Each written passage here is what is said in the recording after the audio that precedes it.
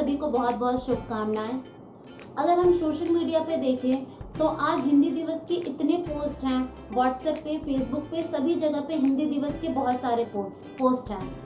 लेकिन क्या हम अपने बच्चों को हिंदी सिखाने की कोशिश कर रहे हैं? क्या हम अपने बच्चों को ये कोशिश करते हैं कि जितनी जल्दी वो इंग्लिश याद कर पाते हैं उतनी ही जल्दी और उतनी ही अच्छे से अब हिंदी को भी याद कर पाएं?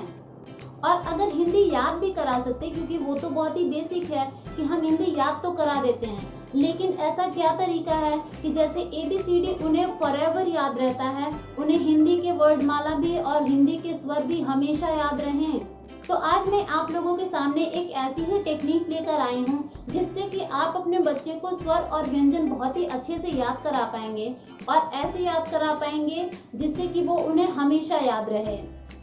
ये टेक्निक कह लीजिए या फिर ये गाना कह लीजिए कि अराउंड 35-40 इयर्स बैक, या फिर मुझे नहीं पता है कि कितनी पुरानी टेक्निक है, क्योंकि इस टेक्निक को मेरी मम्मी ने मेरे भाई को सिखाई थी और उसके बाद से हम सभी फैमिली के बच्चों ने इस टेक्निक को सीखा था और ये हमें कभी नहीं भूलता है।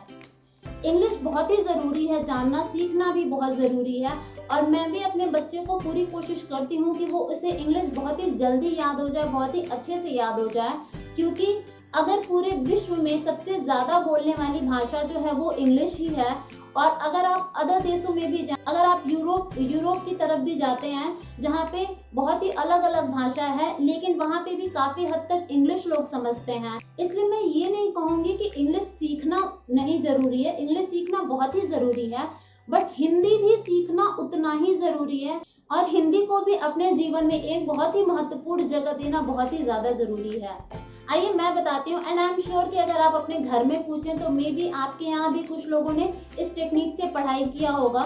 तो मैं आपको साथ शेयर करती हूँ। मैंने इस तरह से फ्लैश कार्ड बना लिए हैं और इन फ्लैश कार्ड पे मैंने अलग अलग अक्षरों के बारे में लिखा है। अमरूद सुबह मत खाना, आम का सुंदर बाग लगाना, इलायची इमली ले आओ, ईश्वर के गुण नित दिन गाओ, उल्लू होता दिन का अंधा, ऊन बेचना अच्छा धंधा, इक्का लाया मेरा साथी, ऐरावत है इंद्र का हाथी, ओखली लेकर लता खड़ी, औरत की औकात पड़ी, अंगूर हमेशा खाना, अह कह कर मत करो बहाना।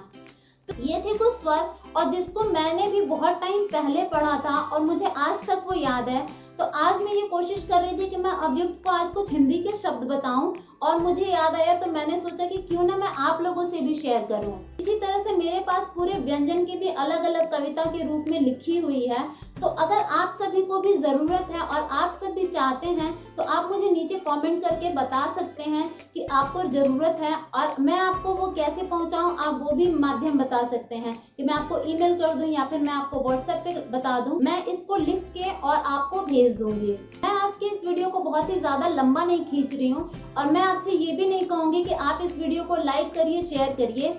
आप मेरे लिए सिर्फ इतना करिए, आज आप भी खुद याद रखिए कि क्या आपको स्वर और व्यंजन कितने याद हैं और आपका बच्चा चाहे किसी भी एज ग्रुप का हो उसको कितना स्वर और व्यंजन याद है, उसे एक बार जरूर लिखवाइए। ये सबसे जरूरी काम होगा हिंदी दिवस पे करना कि बच्चों को कितना याद है हिंदी, कितनी याद और वो कितनी अच्छी तरह से लिख पा रहे हैं।